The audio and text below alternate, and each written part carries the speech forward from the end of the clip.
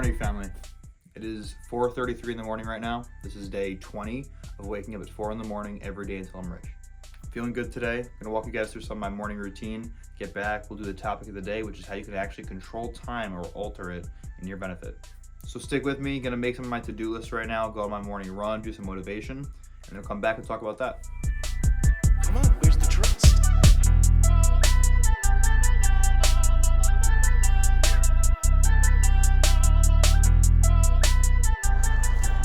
It's a beautiful day to be alive, man. Out here, getting the work done, grinding. I love it. Daily motivation that actually kind of changed my life when I heard this. Everyone is in the exact place they should be. Now what that means is if you are in a position in your life you do not like, you do not want to be there, you want to be up, elevated, somewhere else, it is because of your actions and your habits. Everyone is exactly where they should be. All of your good, bad, neutral sides of your life are all because of what you have done. Certainly there are things none of us can control, but I'd say 95% of the time, any situation in your life regarding yourself is completely under your control. Stop making excuses, go get back at it. I'll catch y'all later.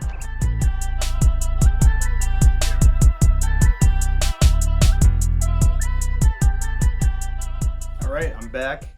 Got some work done, went to the gym, hit legs today. That was fun. Now let's dive into the topic of the day. How to control time or alter it to your advantage. Now this isn't clickbait. This really does work, and it's really not too hard of a technique to grasp, but it can only be applied to certain situations. Now to start this off, we have to understand a very simple definition of time to apply this technique. So the definition of time from the Merriam-Webster dictionary says, time is the measured or measurable period during which an action, process, or condition exists and continues. Now this kind of is confusing because there are little holes in that definition. Think about if you're on vacation or you're with some friends hanging out, and all of a sudden the activity or action that you're doing seems to fly by. It's a lot faster than, say, you're at school or at work and you're watching the clock and the minutes feel like hours. So I'm gonna read that definition again. The measured or measurable period during which an action, process, or condition exists or continues. So 2 different days. One is you're on vacation, one is you're at work. Why does one feel longer than the other? And the vacation day flies by, but the work day just drags on. Now let's get into the sauce. So the reason why these certain days feel like they are longer or shorter based on what we're doing is because of presence. So when you are not present in the moment and a majority of your brain, your thinking at that moment is going towards, the future or the past, getting out of work or school or, missing something from the past, it causes your brain to go into a very hyper-aware state of mindfulness, and you almost go into a tracking state, is what it's called. So with this tracking state, it is your mind slowing things down so that you can be more aware of everything going on around you. You focusing on that one aspect of like the clock ticking or of getting out of work or school and doing something after causes you to get into that zone of tracking.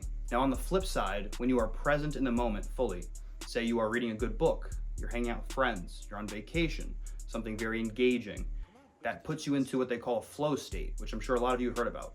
The flow state is when you are fully immersed in what you are doing and you are present in that moment in time, in that action. Distractions disappear, everything feels effortless and natural, and time fades away. When you are in this state, typically you will perform your very best at whatever activity it is you are doing, or task, project, whatnot, which is why you see a lot of people on YouTube, online, trying to teach about how to get in this flow state. Now the way we will use this technique is every time we find ourselves in a moment where we want to either speed up, like the end of work or school, or slow down, like going on vacation or hanging out with friends, we will basically reverse our mindset of what it would have been of either slowing down at work or school or speeding up with friends or vacation. One of the ways I do that to say speed up time is I will force my brain to engage in something that is very changing or something that is not stagnant and fixate on something.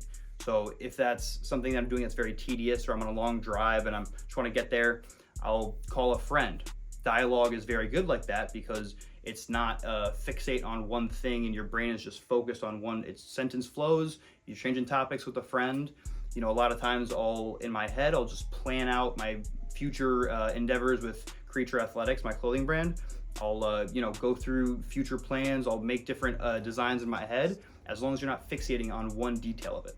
And if you're doing this with something that's not a dialogue or with someone else or physical, and you're just doing the thinking part, like I was just saying, a good way to do it is to think of thoughts that will evolve into more thoughts. So it's almost like a self-dialogue, but it's just it's not a stagnant thought. It's a progressive thought. By using this technique, I'm able to actually speed up time for my perception.